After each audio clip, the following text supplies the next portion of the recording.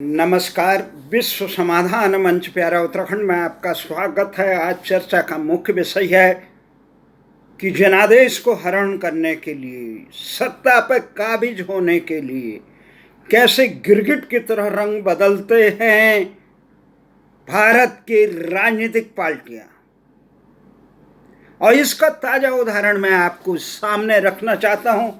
भारत की राजनीति में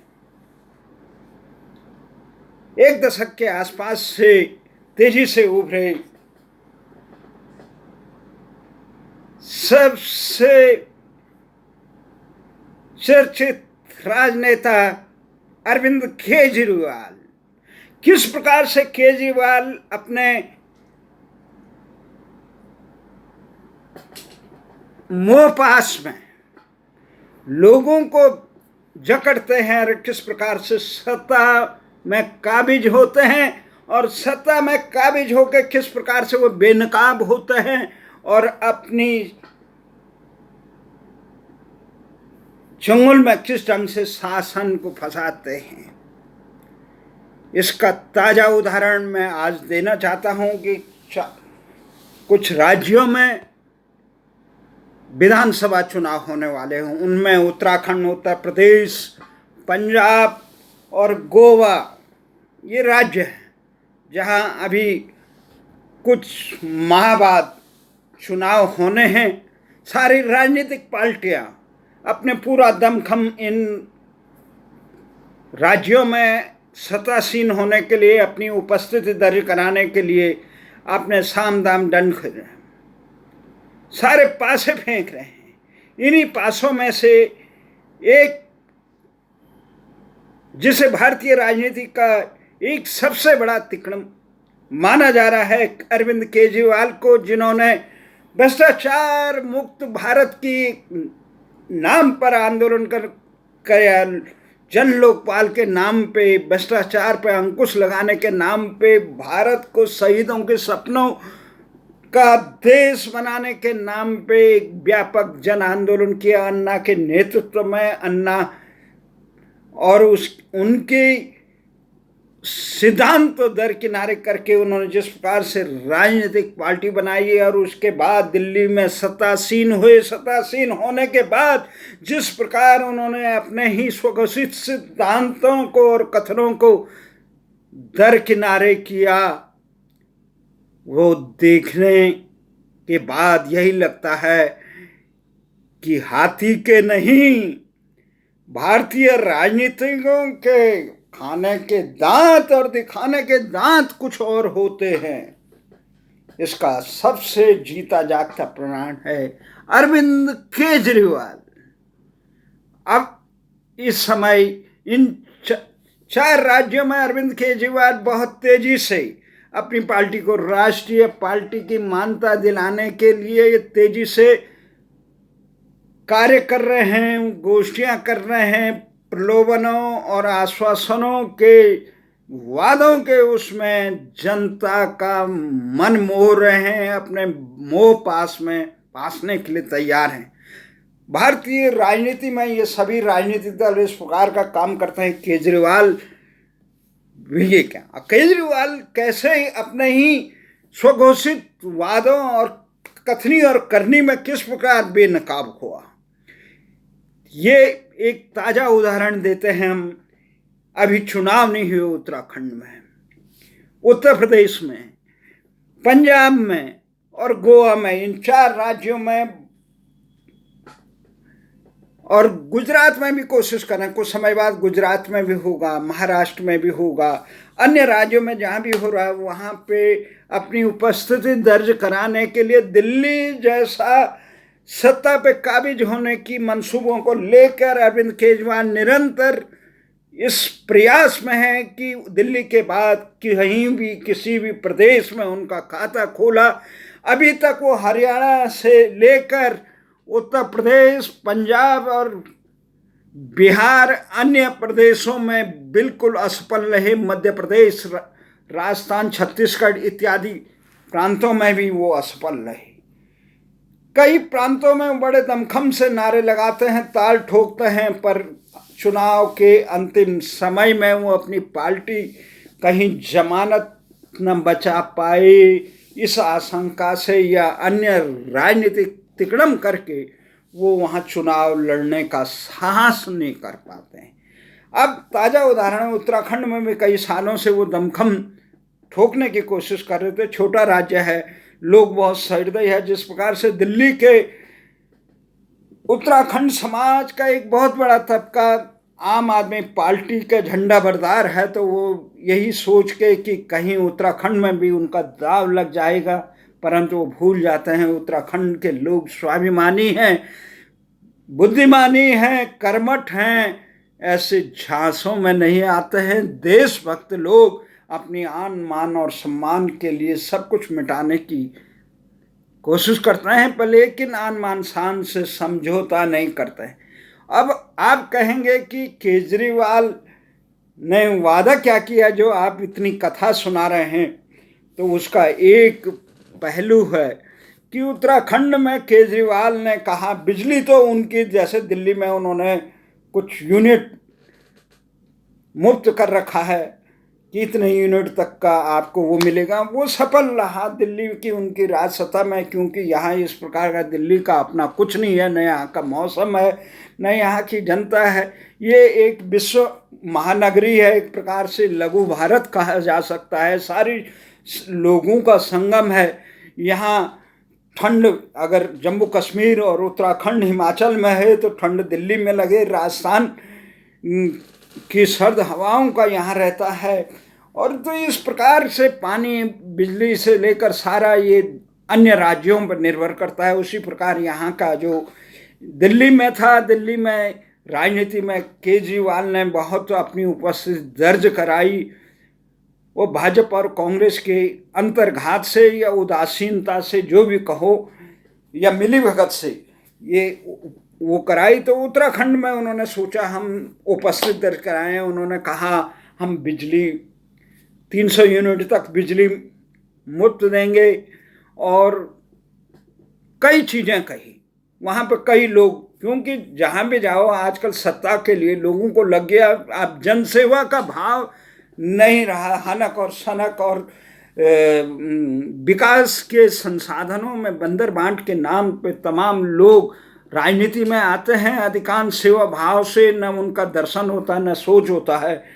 तो आते हैं तो उन्हें पार्टी, ऐसी एक पार्टी दिखे जो इसका जो दमखम के साथ लड़ सके, तो उसमें अरविंद केजरीवाल की पार्टी जो दिल्ली में अपनी उपस्थिति दर्ज करा चुके। इसलिए चुनावबाज राजनीतिक लोगों को लगता है कि यहाँ अवसर मिल जाएगा, जिनको अन्य राजनीतिक पार्टियाँ वहाँ पे स्थापित राजनीतिक पार्टियों में अवसर न मिलने की आशंका रहती, वो इस दल में चले जाते हैं और इस दल के झंडे डंडे उठाकर उनके समर्थक, इसके कार्यकर्ता बन जाते हैं। आम लोगों को भी इस पार्टी में शामिल कर दिया जाता है। ये सभी राजनीति, ये केजरीवाल की बात नहीं, अधिकांश राजनीतिक पार्टियां इसी प्रकार की होती हैं। उसमें सत्ता में भागीदारी निभाने वाले चाहत लोग वहाँ जाते हैं, वो अपने समर्थकों को वहाँ ले जाते हैं और इस धन बल और जनबल के नाम पर सत्ता में काबिज होते हैं। तो उत्तराखंड में क्या कहा, अभी हल्द्वानी में 2 दिन पहले इसी सप्ताह हल्द्वानी में उन्होंने कहा, केजरीवाल ने तिरंगा यात्रा निकाला। तिरंगा में बड़ा वो उनका रहता है। हमने देखा किस प्रकार से जंतर मंतर से रामला मैदान तक दिल्ली के उसमें देशभक्ति के गीत गाए जाते थे, बड़े तिरंगा लहराया जाता था बड़ा। पर आज जो तिरंगा लहराने वाले थे ना, वहाँ पर हमें किरण बेदी नज़र आती है, ना कुमार विश्वास नज़र आते हैं, न देश की राजनीति को बदलने का दमखम और दर्शन दिखाने वाले ये हमारे योगेंद्र यादव नज़र आते हैं, न आम आदमी पार्टी को केजरीवाल के साथ आर्थिक मजबूती देने वाले ये अब हमारे अधिवक्ता साहब नज़र आते हैं। तो केवल केजरीवाल एक ब्रह्मद्विजो नास्ति के नाम पे केवल एक कहला चलो, और वो तमाम उनके जो पहले के साथी हैं, ये अपने सिसोदिया जी, उनके साथ उन्होंने जिस प्रकार से एनजीओ से आगे का जीवन व्यतीत किया, किस ढंग से मैगसेसे से लेकर अमेरिका में चिंतन पार्टी बनाई, तो उन्होंने एक बहुत अच्छा, लोगों को कुछ लालच में बहेलिया की तरह जाते हैं, कहते हैं मैं अभी हल्द्वानी में उन्होंने जो पद यात्रा निकाली तो उसमें कहा कि हर घर में एक रोजगार दूंगा। बहुत अच्छा लुभान है, लोग बेरोजगारी से परेशान हैं, राजनीतिक दलों ने जनता को इतना ठगा है, कोई महंगाई कम कर रहा है, महंगाई पे आंसू बहा रहा था, जब सत्ता आती है तो गधे की सिंह की तरह महंगाई के प्रति वो उदासीन हो जाते हैं। बेरोजगारी के नाम पे, कोई गरीबी हटाओ के नाम पे, कोई राष्ट्र सेवा के नाम पे, कोई देश की सुरक्षा के नाम पे, कोई क्षेत्रवाद के नाम पे, जातिवाद के नाम पे, संप्रदाय के नाम पे इस प्रकार आते हैं। लेकिन सत्तासीन होने के बाद सबका एक वो होता है कि अगली बार सत्ता में कैसे काबिज हो, इसी के लिए प्रयास करते हैं। राष्ट्र की चिंता नहीं, प्रदेश की चिंता नहीं, नैतिक मूल्यों की चिंता नहीं, कानून की नहीं है, बेरोजगारी की नहीं है, और महंगाई की नहीं है, शिक्षा दीक्षा की नहीं है, भारत की देश में लोकशाही की क्या स्थिति है उसकी चिंता नहीं। तो केजरीवाल जी ने भी डंका बजाया कि हर घर को मैं एक आदमी को रोजगार दें। कितना अच्छा है, कौन नहीं चाहेगा कि एक घर में एक होना भी चाहिए। और तब तक बेरोजगार आदमी को 5,000 रुपये मासिक भत्ता भी दिया जाएगा। अरे भाई वाह, भाई वाह, कमाल की बात है। और उत्तराखंड में 80% नौकरी जो है उत्तराखंड के लोगों को दी जाएगी। भाई अरे वाह वाह, भाई वाह, कैसी बात है। और 6 महीने में 1 लाख सरकारी नौकरी दी जाएगी। वो दी जा सकती है क्योंकि खाली है पद, अगर करना चाहे तो की जा, तो कौन इस चीज़ का विरोध करेगा। अब जॉब पोर्टल बनाया जाएगा प्राइवेट बनाएंगे कि रोजगार के लिए एक ऐप बनाया जाएगा, उसमें से पोर्टल बनाया जाएगा, पोर्टल बना करके लोगों को उसमें रोजगार दिया जाएगा। ये बहुत सही है। पलायन रोकने के लिए एक आयोग बनाया जाएगा, रोजगार और पलायन आयोग। वाह भाई वाह, ये तो पहले सरकार ने बनाए, तो बहुत अच्छा है, लोगों ने सराहा होगा, पर विश्वास नहीं करते। फिर उसके बाद वो उत्तर प्रदेश में गए, पहले ही जा रहे हैं, वहाँ वो कह रहे हैं बिजली दे देंगे हम फिर 300 यूनिट तक, किसानों के माफ कर देंगे। वहाँ रोजगार की बात नहीं कर रहे हैं, 24 घंटे बिजली देंगे। वहाँ के बाद वो पहुँच जाते हैं, कल ही कहाँ पहुँचे हो, गोवा में पहुँचे। वहाँ क्या कहा, वही डायलॉग फिर मारा, हर परिवार में एक रोजगार देंगे, नहीं होगा तो 3,000 रुपये तब तक पर मंथ देंगे। उत्तराखंड में 5,000 था, वहाँ गोवा में जहाँ व्यावसायिक लोग रहते हैं रोजगार विहीन, तो वहाँ वो 3,000 देंगे। और 80%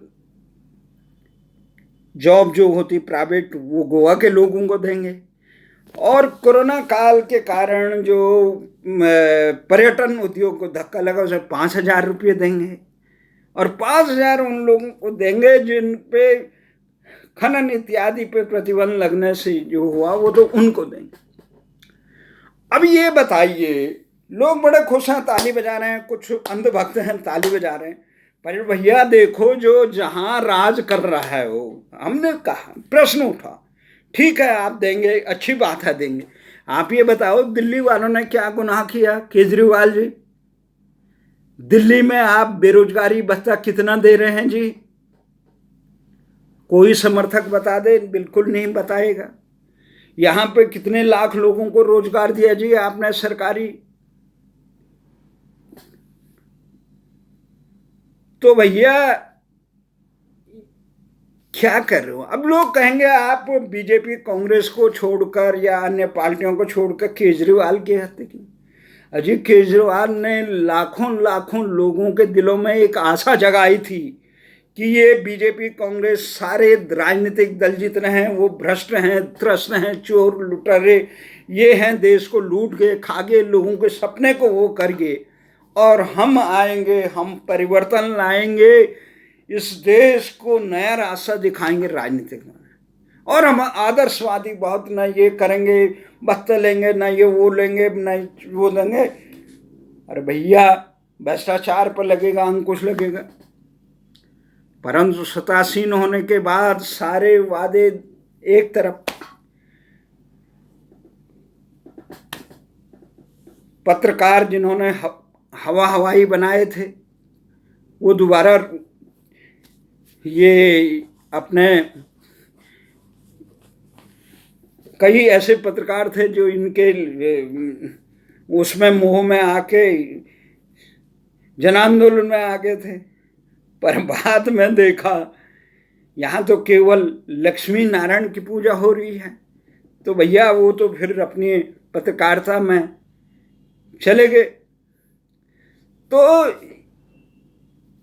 भ्रष्टाचार की बात कर रहे थे, पर लेकिन इनके विधायकों और नेताओं मंत्रियों पे जो भ्रष्टाचार के आरोप लगाए उन पर कोई कार्रवाई नहीं कर रहे थे। राष्ट्रपति से लेकर प्रधानमंत्री बड़े बड़े को फोटो लगा रहे थे जंतर मंतर पे, कह रहे थे कि तुरंत इस्तीफा दो, जांच आंच तो बात की बात है, परंतु अपनी आई तो अपने उस बनी है। और किस प्रकार का अंध तुष्टिकरण करते हैं, इन्हें सत्ता चाहिए केवल। पंजाब में किन लोगों के साथ ये खड़े रहे और दिल्ली में जो लोग किस प्रकार से आरोपी रहे, विवादस रहे, उनको अपना मसीह प्रचार में लाए गए। मृत्यु पर भी तुष्टिकरण, धर्म देखकर, संप्रदाय देखकर मुआवजा दिया जाए। एक रूपता नहीं है, निष्पक्षता नहीं है। कहां ले जाएंगे देश को आप? केवल सत्ता के लिए संघर्ष करना। अब इनका सफाई अभियान, ये झाड़ू इनका चिन्ह है, और वो सफाई का वो किया। ऐसी सफाई दिल्ली में हुई कि भारतीय जनता पार्टी और आप पार्टी में ऐसा द्वंद्व मचा कि देश में, दिल्ली राजधानी में चारों तरफ गंदगी का अंबार लग गया। लोगों को वेतन, सफाई कर्मियों को समय पर वेतन नहीं मिला। बीजेपी वाले कह रहे हैं केजरीवाल खाएंगे, केजरीवाल की सरकार नहीं दे रही है, केजरीवाल कह रहे हैं केंद्र सरकार नहीं दे रहा। दोनों के झगड़े। उससे पहले शीला का देखा, शीला के शासन में ऐसा अजीबोगरीब स्थिति दिल्ली ने नहीं झेली थी। पर केजरीवाल जी बिना बात का बतरंग मचाना और भय दोहन करना और हमेशा पीड़ित बनकर उनका वो करना, लोगों का दया का पात्र बनना, ये उचित नहीं है। और हर समय विवादास्पद चीजें खड़ी करना, राष्ट्रहित की बात नहीं, विरोध के अंध विरोध, कुर्सी के लिए अंध विरोध। तो इसलिए इन पे तो अंकुश लगा रही है। पर इस प्रकार के राजनीतिक दल जिनका कोई दीन ईमान, कुछ समर्पण नहीं है, केवल सत्ता पे समर्पण है, उनका कैसे स्वीकार किया जाए? उत्तराखंड के स्वाभिमानी लोग इस प्रकार, भाई आप रोजगार देंगे दिल्ली वालों को, क्यों नहीं देंगे जिन्होंने आपको 10 सालों से सत्तासीन कर रखा है? उनको बेरोजगारी भत्ता नहीं दिया जा सकता है, रोजगार नहीं दिया जा सकता, सुविधाएं नहीं दी जा सकती। आप टैक्स कम तक नहीं कर रहे हैं। केंद्र सरकार और राज्य सरकार देश में पेट्रोलियम, डीजल इत्यादि और ईंधन की कीमतें अंधाधुंध, न राज्य सरकार कम कर रही है, न केंद्र सरकार अपना टैक्स छोड़ने के लिए तैयार है। कम नहीं कर रही है। ये हमारे पड़ोसी देशों में कम है कीमत, यहाँ अंधाधुंध चल रहा है, कोई बोलने वाली हो, एक दूसरे के सर पर डाल। तो इसलिए भैया राम राम, आप उत्तराखंड पर अपनी वक्र दृष्टि मत डालिए। पहले भी चुनाव लड़ने का, आप हरियाणा में, आप जहां आपकी मूल जन्मभूमि है वहां जाइए, वहां से भी चुनाव लड़िए। वहां अभी तक आप अपना अस्तित्व खड़ा नहीं कर सके, तो उत्तर प्रदेश में भी नहीं कर पाए। पर दिल्ली जैसा अभयारण्य आपको कहीं नहीं मिलेगा। इसलिए कथनी और करनी में अंतर नहीं होना चाहिए नेताओं का, यही हमारा मानना है। और ये कि वो भी गलत है तो हम भी गलत है, ऐसा नहीं चलेगा। कुछ आप हट के रखो। देश की जनता को आपसे आशा थी, संघर्ष को विश्वास था। उन हजारों लाखों युवाओं का जिन्होंने अपना जीवन आपके नारों में, आपके आंदोलन के लिए कुर्बान किया था, उनके साथ कितना बड़ा छल हुआ। क्या बीजेपी और कांग्रेस जैसा ही बनना था तो वो आपको के लिए अपनी जिंदगी, अपना अस्तित्व दांव पे क्यों लगाते हैं? यही आशा है कि केजरीवाल जैसे राजनीति के कालने में उत्तराखंड की जनता बहुत समझदार है। उन्होंने भारतीय जनता पार्टी और कांग्रेस को सत्तारूढ़ रहे, और जिन भी दलों का कथनी और करनी में अंतर होता है उनको पांव रखने नहीं देते हैं। मुलायम सिंह की पार्टी को उत्तराखंड में मुजफ्फरनगर कांड के, खटीमा मसूरी मुजफ्फरनगर कांड के बाद उसको जमींदोज करने का काम किया। बसपा अपने कारण ही जमींदोज हो गई। क्रांति दल अपने नेतृत्व की कमजोरी के कारण प्रदेश में सत्तासीन होने से वंचित रहा, और कांग्रेस और भारतीय जनता पार्टी जो संगठनात्मक रूप से उत्तराखंड में सबसे मजबूत पार्टियां हैं, वो अपने विश्वासघात के कारण उत्तराखंड की जनता के साथ जो खिलवाड़ किया है, जन आकांक्षाओं को रोनने का काम किया है, उत्तराखंड के आत्मसम्मान को रोनने वाले खटीमा मसूरी मुजफ्फरनगर कांड इत्यादि जन आंदोलन को रोनने वालों को दंडित न करने का काम किया है, राजधानी गैरसैंण नहीं बनाने का काम किया है, और भू कानून लागू नहीं किया, मूल निवास का लागू नहीं किया, जनसंख्या पर आधारित विधानसभा परिसीमन पर अंकुश नहीं लगाया, और उत्तराखंड में सुशासन, रोजगार और ये माफियाओं का जो पूरे देश के इस प्रकार से जो माफिया हैं उत्तराखंड में जो घुसे हुए हैं, जो एनजीओ माफिया हैं, जो इस प्रकार से लेकर सत्ता के आसपास घूमने वाले माफिया हैं, भू माफिया से विद्युत बांध माफिया से लेकर इस प्रकार इन पे भी अंकुश लगाना चाहिए। समाज सेवा के नाम पे, पत्रकारिता के नाम पे उत्तराखंड का दोहन करने वाले, भय दोहन करने वाले लोगों पर भी अंकुश लगाना चाहिए था, वो नहीं लगा। तो इसलिए उत्तराखंड की जनता बहुत समझदार है। जब नहीं लगता है एक एक मांगे अपनी पूरी करने के लिए, हमें आशा है कि उत्तराखंड की जनता राजधानी गैरसैंण के लिए मजबूती से काम करेगी, भू कानून के लिए मजबूती से काम करेगी, जनसंख्या पर आधारित विधानसभा परिसीमन के पर अंकुश लगाएगी, और जो सरकारों को सुशासन देने के लिए इस प्रकार से भारतीय जनता पार्टी ने भी निराश किया उत्तराखंडियों को कि डबल इंजन की सरकार के नाम पे धोखा दिया।